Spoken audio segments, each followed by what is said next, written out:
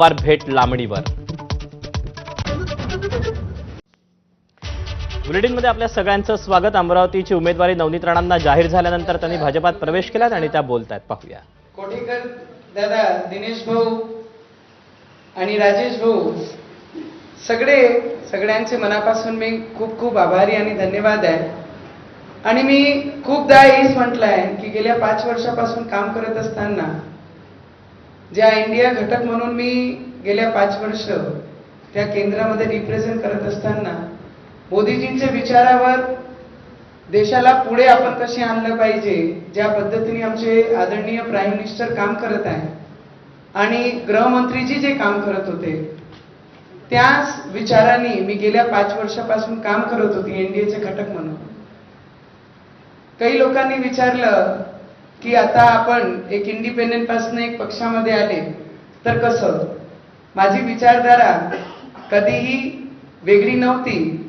आम्ही घटक म्हणून काम केलं, पण तोच विचारधारांनी 5 वर्ष पूर्ण केले। आणि बावनकुळे साहेबांचा नेहमी आणि आमचे देवेंद्र दादाचं नेहमी आमच्या सोबत पाठिंबा राहिलेलाच आहे। ते आमच्या पाठीशी होतेच। 2014 पासून रवीजी एक विधानसभा सदस्य म्हणून, एक आमदार म्हणून त्यांच्या पाठीशी होते। ऑपोजिशन मध्ये बसलो तरी आम्ही त्यांच्या सोबतच होतो। ऑपोजिशन मध्ये राहून पूर्ण वेळ ते 33 महिने आम्ही पूर्ण लढा दिला।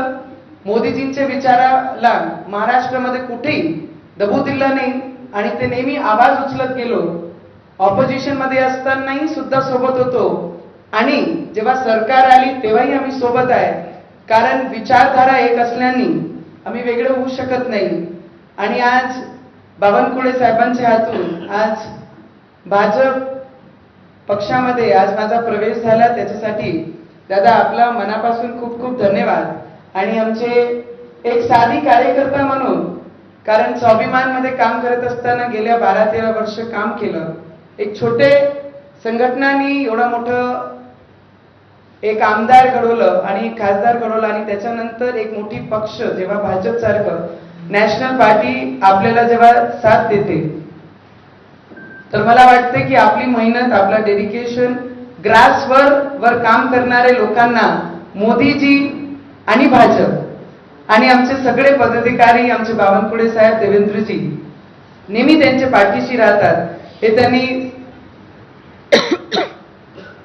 मला आज उमेदवारी घोषणा करून हे दाखवून दिलं की हार्डवर्क ऑलवेज पेज। अमरावतीतून महायुती कुणाला उमेदवारी देणार याकडे सगळ्यांचे डोळे लागले होते। मात्र भाजपनं आता